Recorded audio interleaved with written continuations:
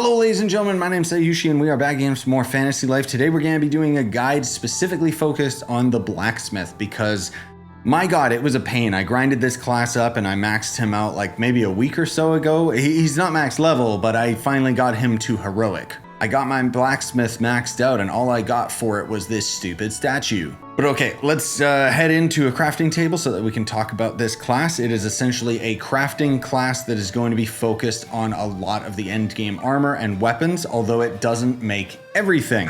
Most of all, you're going to be focusing on metal tools and what have you. You can see the recommended power in the bottom right over there, and my power being well over 1,000. As you unlock more recipes for gear, you'll be able to craft fine, notable, and supreme, and it just gets a lot stronger from there.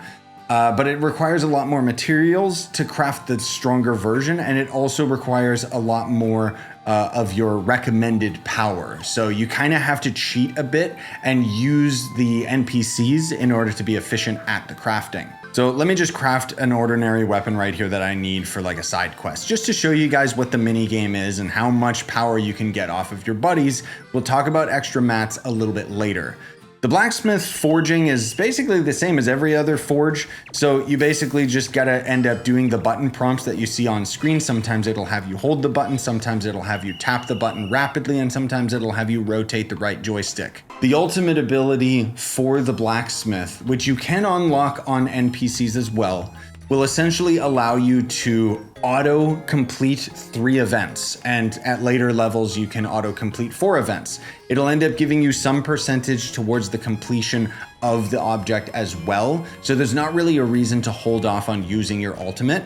And if you get your buddies or your NPCs to end up having their ultimate as well by upping their friendship with you, you can then swap to them and then they'll start crafting, and then you can press the button to have them end up using their ultimate ability. However, you won't be able to max out the Blacksmith without working on some of the other classes. For example, this requires bronze ingot. Okay, cool, I can make a bronze ingot, but then it also requires animal hide, and this one requires dandelion cotton.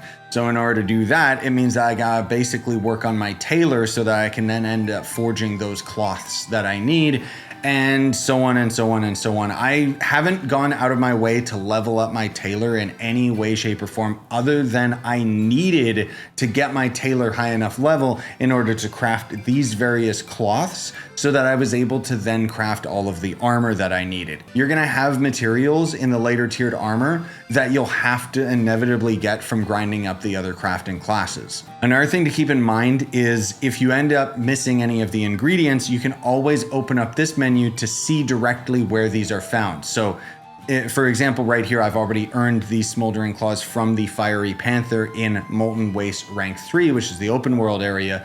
But if I go up to the higher tier, you can see enemy drop ?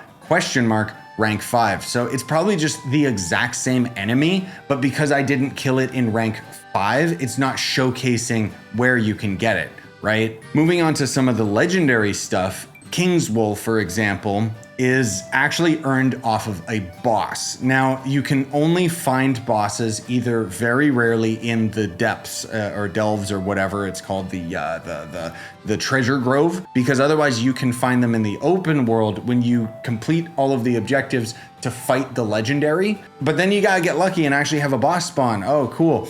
Or if you grind up your towers in the open world, eventually getting to rank, let's say 5 or 6 in most of the biomes, you'll actually have those legendary bosses start to spawn, and then you can end up farming for these various materials. But sometimes the merchant can drop it as well, which let me just show you guys the merchant really quick, just because it's kind of worth mentioning. You will have to fast travel to the open world in order to actually see the merchant. You can't just look at the overworld map and, oh, there he is. Nope. There's actually 2 merchants that you can end up finding in the overworld, and unfortunately for you, they are on a daily reset, a real life daily reset. But okay, this guy's depressed. He's looking at the ocean. Let's take a peek. So a lot of his inventory is going to require acorns, which you earn from fighting things in the overworld. The material shop tab right here, this is where he can potentially sell those materials that you need. Sometimes he'll end up having mounts or other things that you can craft, so it's always worth checking his inventory.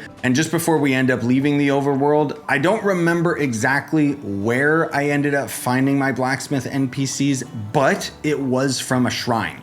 I don't remember which shrine specifically, I'm sorry. As they level up and get more XP, it'll increase their ranking with their blacksmithing. And as you become their friend, they seem to get like more special abilities and more efficient as well. Okay, I think that pretty much covers everything. I'm not gonna go over the outfits or anything like that. Instead, let's take a look at the skill tree here. So as with any crafting classes, the right side is going to just give you raw points towards the actual thing, which in our case is smithing. So you need a lot of these points ultimately, and then you can end up getting like these other perks that are really, really helpful down the line. It just gets better and better the further you go. The left side of the skill tree is most of all focused on the minigame time limit and XP. So you'll end up just getting more and more XP and more time for the minigame. Really, really important for some of the end game gear. Not nearly as important as you can see as I thought it would be. But anyway, down on the bottom, there's gonna be a bunch of XP nodes, and then this is going to end up increasing your hold action speed.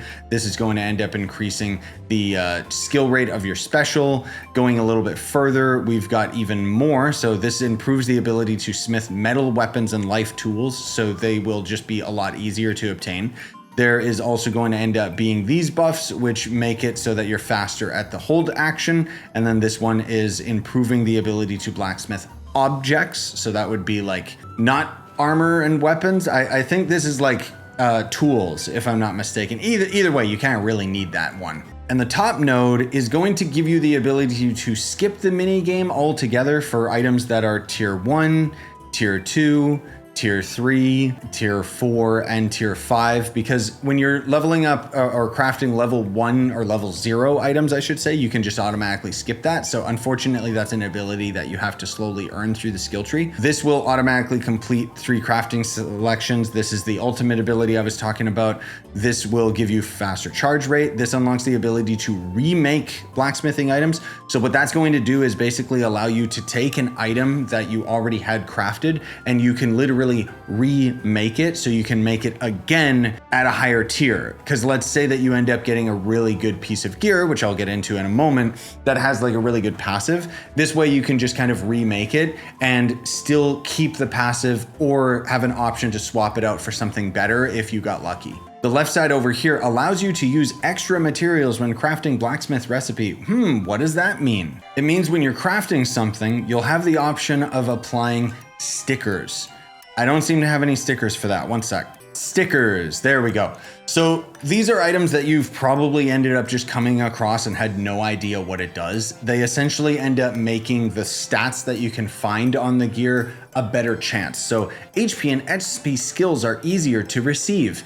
It basically means that this is upping the percentage chance of getting something that will buff HP or SP on this piece of gear. That's it. I honestly don't know why it's in such broken English, but anyways, then there's skill charge rate, plus to smithing, crafting minigame is faster. Up here, we've got automatically completing 4 crafting selections with our ultimate ability, and the final skill, which I can't afford right now, is plus 10 attack and magic attack across all classes that use a weapon. It's not great. Honestly, I feel pretty disappointed with this one, but if you want to min-max, I guess there you go.